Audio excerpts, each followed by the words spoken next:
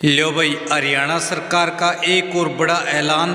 Senior citizens को मिलेंगे 2026 तक ये 8 बड़े फायदे, जिनसे बीपीएल बिना बीपीएल सभी परिवारों को होगा फायदा। आमजन के लिए क्या की है मुख्यमंत्री जी ने लाइव आकर घोषणा, सभी बताएंगे इसी वीडियो में डिटेल तय। तो सारे बहन और भैया ने, काके ताऊ तैया ने, मर्द वीर और लोगैया ने आपके अपने राजकीय हाथ जोड़ के राम राम। साथियों, जान लो आज की मुख्यमंत्री जी की लाइव बड़ी घोषणा, जो कि इस प्रकार से हैं। भारत माता की, भारत माता की, गीता माता की, योगेश्वर भगवान श्री कृष्ण की। बहुत ही सम्मान के योग परम श्रद्धे गीता मनीषी स्वामी ज्ञानानंद जी महाराज,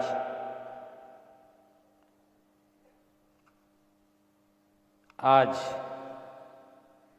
जो हमारा कुरुक्षेत्र का 48 कोस तीर्थ सम्मेलन में हम सबका मार्गदर्शन किया है और उपस्थित हमारे हरियाणा सरकार में पूर्व में मंत्री सुभाष सुधा जी,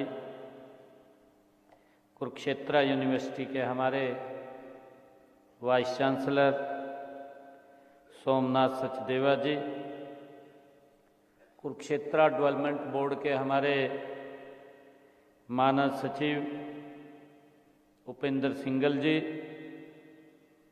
हमारे जिला परिषद की चेयरपर्सन श्रीमती कमलजीत कौर जी, हमारे जिला के अध्यक्ष भारतीय जनता पार्टी लाडी साहब, बीबी भारती जी, और उपस्थित अंतर्राष्ट्रीय गीता महोत्सव, जो ये कार्यक्रम हर वर्ष चलता है,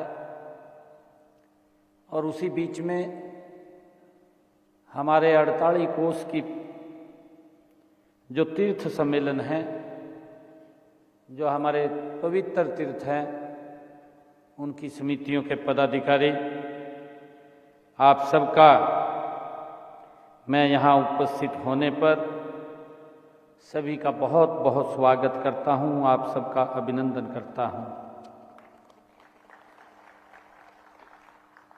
साथियों, आज का ये पावन पर्व, जैसा अभी महाराज जी ने भी बताया है कि ये पवित्र दिन, ये ऐसा पवित्र दिन हम सब के लिए है कि इस दिन हमें संकल्प लेने की आवश्यकता है, गति से काम करने की आवश्यकता है। आज का ये पावन पर्व मार्गशीर्ष शुक्ल मोक्षदा एकादशी का है। हम सब जानते भी हैं कि ये हम सबको ये गौरव प्राप्त है दुनिया में कि इस पवित्र भूमि से 5163 वर्ष पहले भगवान श्री कृष्ण ने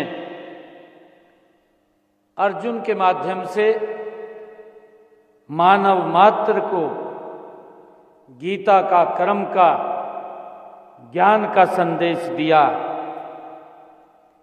और वो संदेश, वो अमर संदेश है। ये हम सब के लिए गर्व की बात है। ये वो पवित्र भूमि है। मैं इस पवित्र भूमि पर अंतर्राष्ट्रीय गीता जयंती आप सबको, पूरे हरियाणा प्रदेशवासियों को, पूरे देशवासियों को पूरी मानवता को मैं बहुत बहुत शुभकामनाएं और बधाई देता हूं।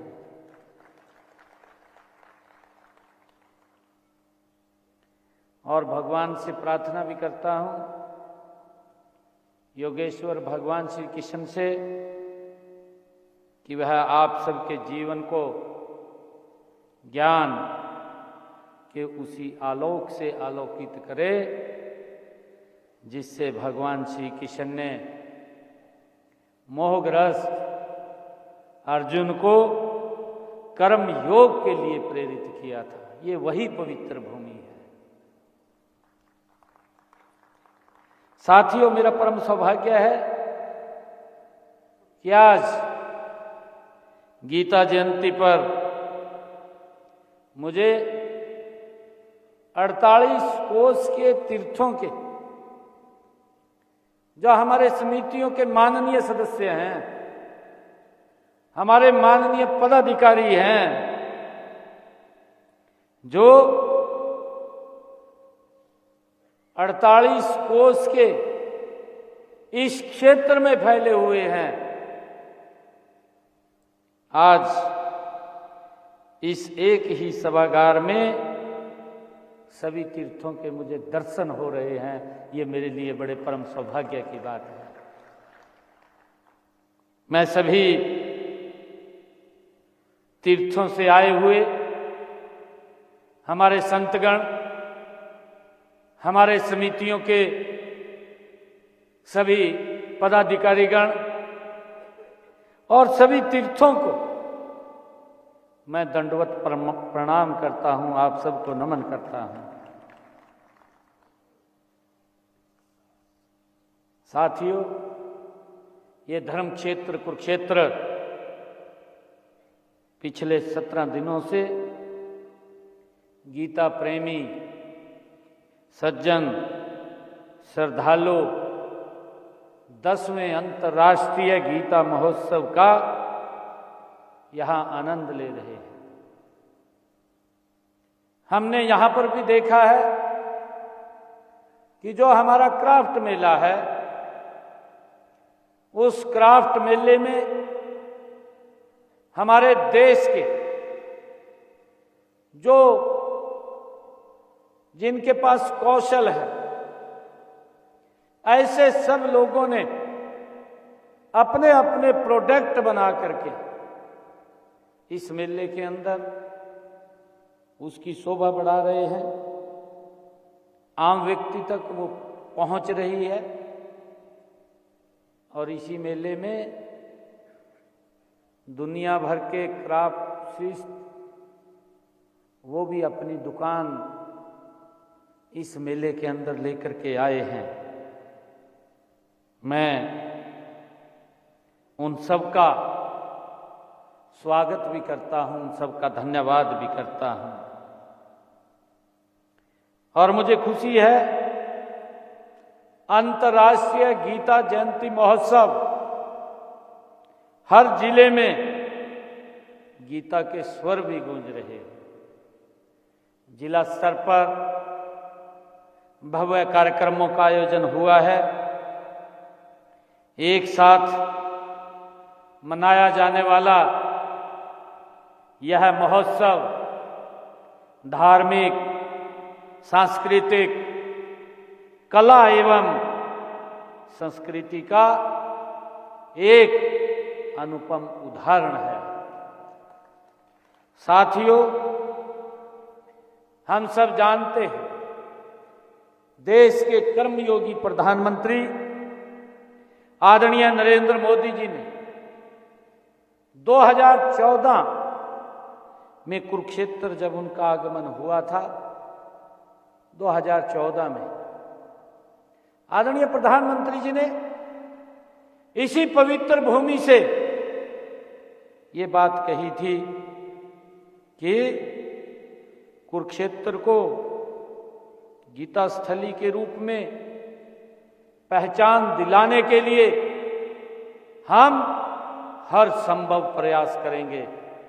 और मुझे खुशी है, प्रधानमंत्री जी के ही मार्गदर्शन में 2016 में गीता अंतर्राष्ट्रीय गीता जयंती महोत्सव को अब अंतर्राष्ट्रीय स्तर के ऊपर मनाया जा रहा है।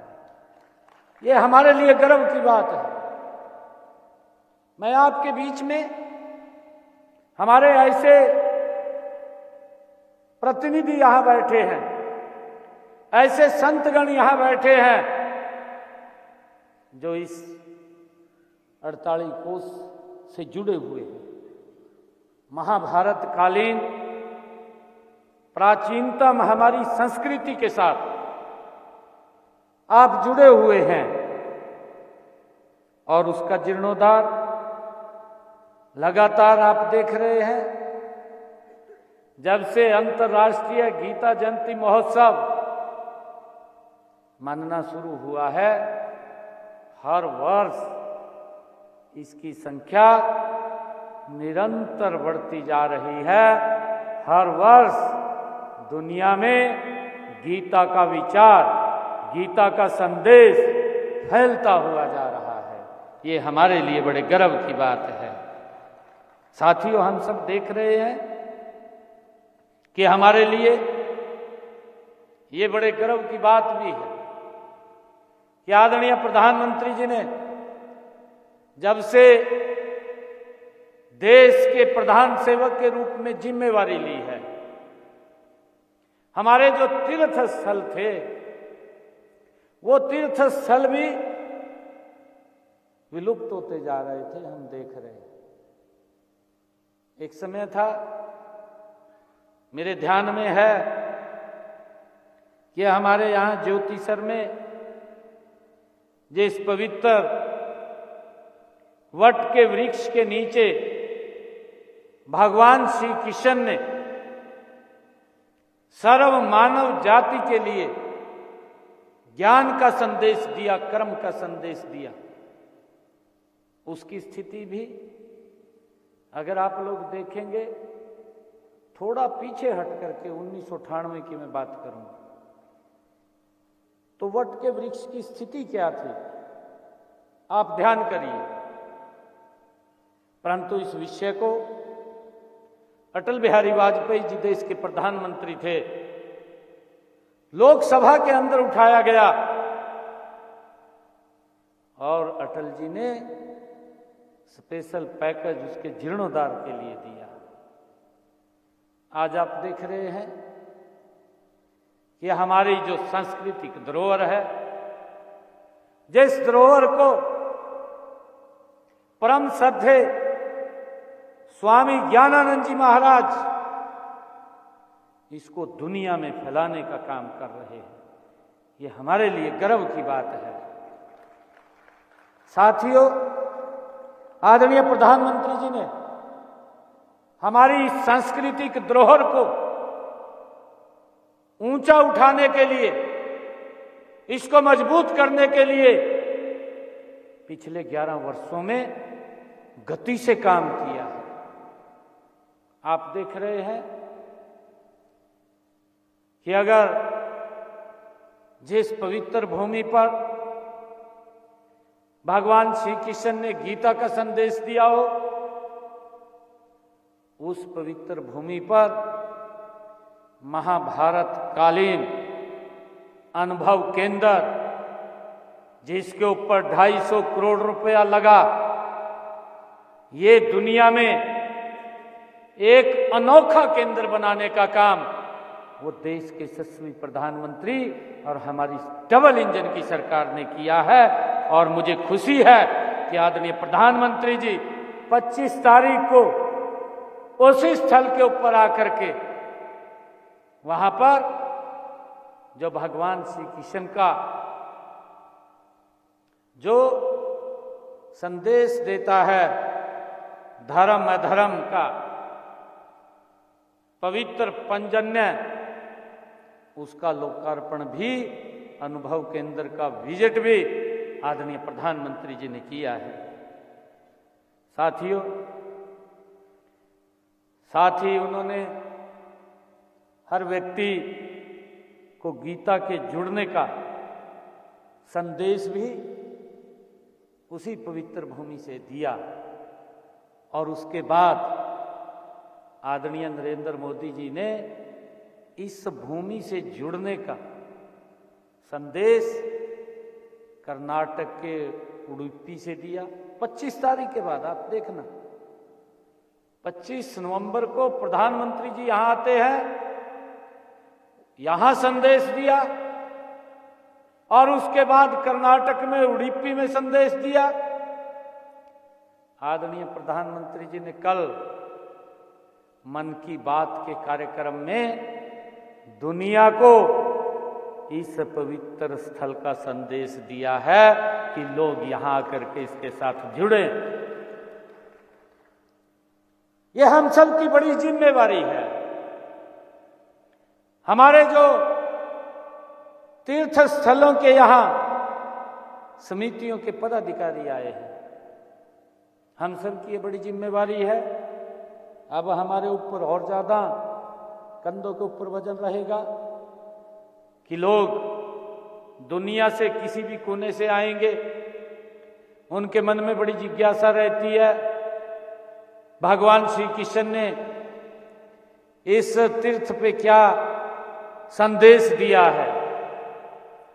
उस संदेश को जीवंत रखना, उस संदेश को स्वच्छ रखना, वहां के वातावरण को ठीक रखना,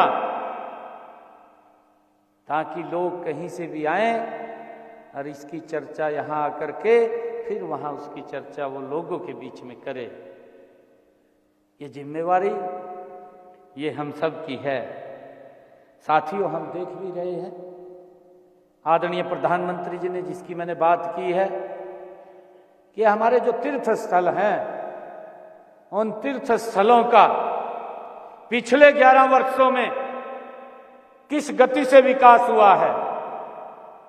चाहे केदार बाबा के जीर्णोद्धार की बात कर लीजिए, चाहे काशी विश्वनाथ के जीर्णोद्धार की बात कर लीजिए, चाहे महाकालेश्वर मंदिर उज्जैन के जीर्णोद्धार की बात कर लीजिए, चाहे सोमनाथ पवित्र मंदिर के जीर्णोद्धार की बात कर लीजिए, और चाहे करतारपुर कॉरिडोर बना करके गुरु नानक देव जी के स्थल के साथ जोड़ने की बात कर लीजिए, और चाहे हेमकुंड साहिब में बुजुर्गों के लिए बड़ी दिक्कतें वहां आती थी, उसके जीर्णोद्धार की बात कर लीजिए। हमारी संस्कृति को आदरणीय प्रधानमंत्री जी ने मजबूत करने का काम इन पिछले 11 वर्षों में किया है। और मैंने चर्चा की आप लोगों के बीच में, मैंने कहा कि जिस भूमि के ऊपर भगवान श्री कृष्ण ने सर्व मानव मात्र के लिए गीता का संदेश दिया, उस पवित्र भूमि का भी 250 करोड़ रुपए की लागत से जीर्णोद्धार करने का काम किया है। साथियों, जो समाज अपनी संस्कृति धरोहर को संजोए रखता है, वह युवा पीढ़ी को अच्छे नैतिक संस्कार देता है। हमारे ये संस्कार हैं और इसके साथ हमारी ये धरोहर है, और इसीलिए हम वेदों, पुराणों व गीता की रचना स्थली हरियाणा की सांस्कृतिक धरोहर को संरक्षित करने और उसे नई पीढ़ियों तक पहुंचाने के लिए निरंतर हम गति से काम कर रहे हैं। उसमें आप लोगों के बड़े सहयोग की आवश्यकता है। हम आपसे भी यही अपेक्षा करते हैं कि आप इस महान कार्य में हमें आप अपना बहुमूल्य सहयोग दे करके अपनी संस्कृति और धर्म की रक्षा के लिए आगे आए, मेरा आप लोगों से आग्रह है। साथियों, पावन सरस्वती हम सब जानते हैं, और दहती नदियों के बीच जो ये 48 कोस भूमि पर 367 ये तीर्थ स्थल हैं, इनमें से कुछ तो लगभग लुप्ति हो गए हैं। हम इन तीर्थों का जीर्णोद्धार कर इनके वैभव को पुनः स्थापित करने का हम कृत संकल्प हैं कि वो उनका उद्धार हो। साथियों, वर्ष 2023 में 48 कोस कुरुक्षेत्र भूमि के 164 तीर्थों की सूची में सर्वेक्षण एवं उनका दस्तावेजीकरण का 48 नए तीर्थों को इसमें जोड़ा गया है। हम सब जानते हैं और इससे अब इस पवित्र भूमि पर, क्योंकि पहले ये 164 थे, धीरे धीरे करके उनकी पहचान करते हुए उस सूची के अंदर इसको जोड़ा गया है। अब ये 182 हो गए हैं। इसी 48 कोस की परिक्रमा में ये 367 तीर्थ स्थल हैं जिनकी पहचान करके हमने इस सूची के अंदर उनका जीर्णोद्धार करना है। यह कार्य चल रहा है और निकट भविष्य में इस सूची में और भी तीर्थ स्थल वो जुड़ने की संभावना है। आदरणीय साथियों, हमारा ये प्रयास है जो भगवान श्री कृष्ण की जन्मभूमि, जिसको ब्रज भी बोलते हैं, व्रज की भूमि भी बोलते हैं, उस भूमि पर 84 कोसी यात्रा की तर्ज पर हमारे इस कुरुक्षेत्र में भी 48 कोस कुरुक्षेत्र भूमि में स्थित सभी तीर्थों की यात्रा ये शुरू की जाए। और ये शुरू कैसे होगी? ये हमारे जो समिति के माननीय सदस्य हैं, ये आप सबके प्रयासों से ये शुरू होगी। मैं धन्यवाद देना चाहूँगा, मैं प्रणाम भी करना चाहूँगा श्रद्धेय स्वामी ज्ञानानंद जी महाराज को, क्योंकि जब ये अंतर्राष्ट्रीय गीता जयंती महोत्सव शुरू हुआ उससे ठीक एक दिन पहले स्वामी ज्ञानानंद जी महाराज ने सभी हमारे धार्मिक, सामाजिक और हमारे जो तीर्थों के संतगण हैं उनके साथ मिलकर के एक भव्य शोभा यात्रा भी निकालने का काम ये प्रारंभ किया है। ये इसके लिए मैं आदरणीय स्वामी ज्ञानानंद जी महाराज को बधाई देता हूँ। साथियों, भारत सरकार का पर्यटन मंत्रालय स्वदेश दर्शन स्कीम के तहत कुरुक्षेत्र को वर्ष 2015 में इसको श्री कृष्णा सर्किट में शामिल किया गया था और इस स्कीम के तहत विभिन्न तीर्थों पर विकास कार्य वो करवाए जा रहे हैं। और इस सर्किट के तहत 48 कोस की परिधि में स्थित 134 स्थानों का पर्यटन स्थलों के रूप में विकास होगा, उनके ऊपर काम चल रहा है। मेरा जो ये समिति आज यहाँ बैठी है, और मैं उपेंद्र जी से भी ये कहना चाहूँगा कि जितने हमारे तीर्थ स्थल हैं उनकी एक मजबूत समिति बने। छोटे छोटे काम होते हैं वहाँ पर। मैंने कहा है कि अब बाहर से बहुत सारे लोग आने वाले हैं, लोगों की जिज्ञासा होती है। हमने यहाँ व्यवस्था भी की है 10 इलेक्ट्रिक बसें। मैंने जब गीता जयंती ये प्रारंभ हो रही थी तो उस समय उनको झंडी दिखा करके हमने उसको रवाना किया था। हमने यहाँ गाइड्स भी, वो गाइड्स भी रहे और उसके लिए भी विभाग को हमने बोला था। और उसके साथ साथ हमने ये भी निर्णय किया है कि कुरुक्षेत्र के हर चौक को, कुरुक्षेत्र के हर चौक को जो हमारे महाभारत कालीन बड़े जो कैरेक्टर्स थे उन सब के नाम के ऊपर, उन सब के चित्रों के साथ वो चौकों का जीर्णोद्धार होगा, उसके लिए हम काम कर रहे हैं। और इसी कड़ी में ज्योतिसर जो तीर्थ है, मैं आप लोगों से आग्रह करूंगा, जिसका देश के यशस्वी प्रधानमंत्री आदरणीय मोदी जी ने 25 नवंबर को उसका उद्घाटन किया है, हम भी उसको जरूर अवश्य देख करके आएं।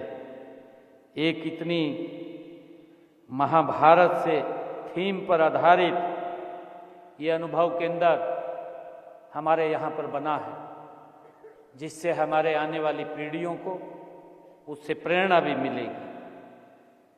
साथियों, कुरुक्षेत्र विकास बोर्ड द्वारा इस समय कुरुक्षेत्र की 48 कोस की परिधि में लगभग हमारे 80 तीर्थों पर विकास कार्य उन पे चल रहे हैं।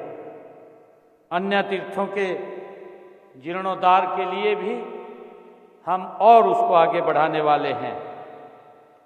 मुझे बताते हुए कि इन तीर्थों पर जो ये 80 तीर्थ हैं जिन पे काम चल रहा है, इनके ऊपर 80 करोड़ 55 लाख रुपए की राशि से 4 तीर्थ स्थलों ब्रह्म सरोवर, ज्योतिसर तीर्थ, नरकातारी, सन्निहित सरोवर, इसका विकास भी शामिल है। और इसके अलावा कुरुक्षेत्र शहर के इंफ्रास्ट्रक्चर का विकास कर रहे यहाँ आने वाले श्रद्धालुओं और पर्यटक यहाँ जब देखेंगे तो वो अच्छा अनुभव लेकर के यहाँ से जाएं, अच्छा यादें यहाँ से लेकर के जाएं, ऐसा मेरा आप लोगों से आग्रह है। साथियों, गीता की जन्मस्थली ज्योतिसर में लगभग 13 करोड़ 63 लाख रुपए की लागत से लगभग 40 फुट ऊंची विराट स्वरूप प्रतिमा, जो विराट स्वरूप की प्रतिमा है, उसको भी लगाने का काम वहाँ ज्योतिसर में किया है। और अभी आप लोगों ने देखा 25 तारीख को जब देश के यशस्वी प्रधानमंत्री आदरणीय नरेंद्र मोदी जी का आगमन हुआ, तो उसी पवित्र स्थल पर ज्योतिसर अनुभव केंद्र में आदरणीय प्रधानमंत्री जी ने 18 फुट ऊंचे पंचजन्य का भी लोकार्पण किया, जो अपनी एक अलग वहां छाप बनाए हुए है। साथियों, कुरुक्षेत्र में जन जन की आस्था के विभिन्न केंद्र स्थापित हो रहे हैं। देश के दूर दराज के क्षेत्रों में विद्यमान मंदिरों के दर्शन भी अब कुरुक्षेत्र में किए जा सकते हैं। हमने इन मंदिरों को जमीन भी अलॉट की है। आप देख रहे हैं, जब रोड के ऊपर जाएंगे तो गति से वो मंदिर बन रहे हैं, और ये गति पिछले 11 वर्षों में आदरणीय नरेंद्र मोदी जी के नेतृत्व में हमें दिखाई दे रही है। साथियों, यह हमें खुशी है कि यहाँ उत्तर भारत के एकमात्र तिरुपति बालाजी मंदिर का भी निर्माण हो चुका है, हम सब देख रहे हैं। साथियों, इसके अलावा हमने यहाँ पर परम श्रद्धेय स्वामी ज्ञानानंद जी महाराज के तत्वाधान में जियो गीता संस्थानम और अक्षरधाम मंदिर, इस्कॉन मंदिर तथा ज्ञान मंदिर का निर्माण भी यहाँ पर किया जा रहा है।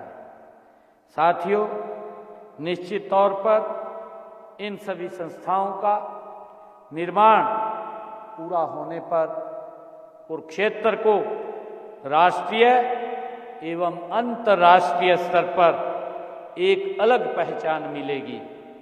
साथियों, हम कुरुक्षेत्र को प्रमुख धार्मिक पर्यटन स्थल के रूप में विकसित करने तथा इसे देश और दुनिया का सबसे गौरवपूर्ण स्थान बनाने के लिए हम प्रतिबद्ध हैं।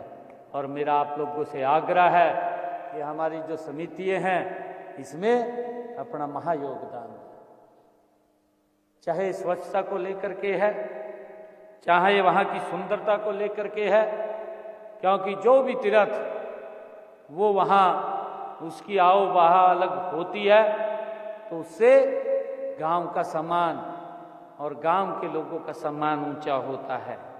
मैं आप सबको यही अपील करूंगा कि हम मिलकर के इसको और गति से आगे बढ़ाने का हम काम करेंगे।